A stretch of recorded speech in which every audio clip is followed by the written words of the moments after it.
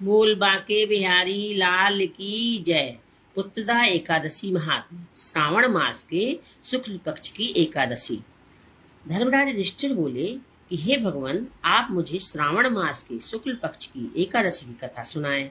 इस एकादशी का क्या नाम है, विधि क्या है? श्री मधुसूदन बोले, हे राजन, आप शांति पूर्वक श्रावण मास के शुक्ल पक्ष की एकादशी की कथा सुनिए। इस कथा के श्रवण मात्र से ही वाजपेयी यज्ञ का फल मिलता है।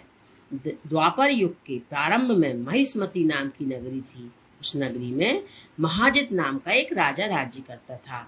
वह पुत्रहीन था, इसलिए वह सदैव दुखी रहता था।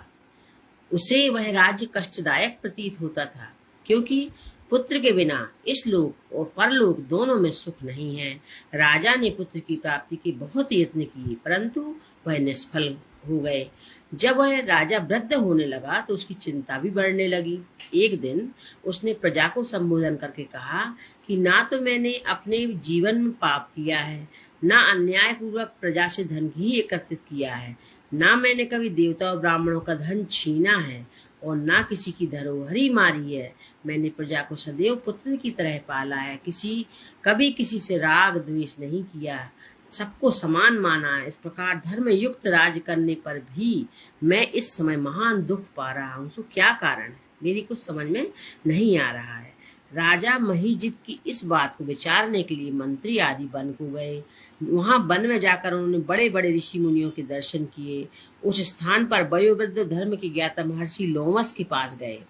उन सबने जाकर उन महर्षि को यथायोग्य प्रणाम किया और उनके सम्मुख बैठ गए।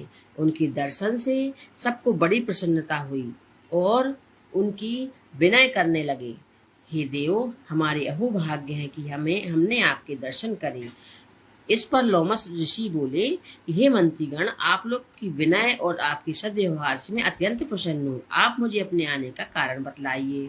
मैं आपके कार्य को अपनी शक्ति के अनुसार अवश्य ही करूंगा, क्योंकि हमारा शरीर ही परोपकार के लिए बना है, इसमें किंचित मात्र भी संदेह नहीं। लोमस ऋषि के ऐसी वचन सुनकर मंत्री बोले, हे महर्षि, आप हमारी समस्त बातों को जानने में ब्रह्मा से भी अधिक हैं, अतः आप हमारे संदेह को दूर कीजिए। महिष्मती नाम की पुरी में महिजित नाम का एक धर्मात्मा राजा है। वह प्रजा का पुत्र की तरह धर्मानुसार पालन करता है, परंतु फिर भी पुत्रहीन है। इससे वह अत्यंत दुखी रहता है। हम लोग उस राजा की प्रजा हैं, हम भी उसके दुख से दुखी हो रहे हैं, क्योंकि प्रजा का यह कर्तव्य है कि राजा के सुख में सुख माने और दुख में दुख माने। हमको उसके पुत्रहीन होने का अभी तक कारण प्रतीत नहीं हुआ, इससे हम आपके पास आए हैं। जब से हमने आपके दर्शन करे, हमको पूर्ण रूप से विश्वास है कि हमारा कष्ट अवश्य ही दूर हो जाएगा, क्योंकि महान पुरुषों की दर्शन मात्र से ही प्रत्येक कार्य की सिद्धि हो जाती है। अतः अब आप हमको राजा के पुत्र होने का उपाय बतलाइए।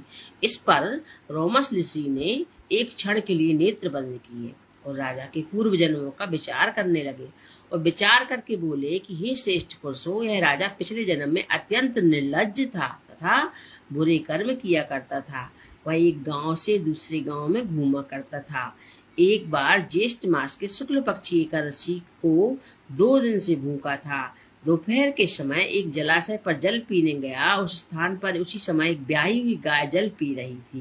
राजा ने उसको प्यासी ही भगा दिया और स्वयं जल पीने लगा। हे ब्राह्मणों, इसलिए राजा को यह दुख भोगने पड़ रहे हैं। एकादशी के दिन भूखा रहने से उसको राजा होना पड़ा और प्यासी गऊ को हटाने से पुत्र वियोग का दुख भोगना पड़ रहा है।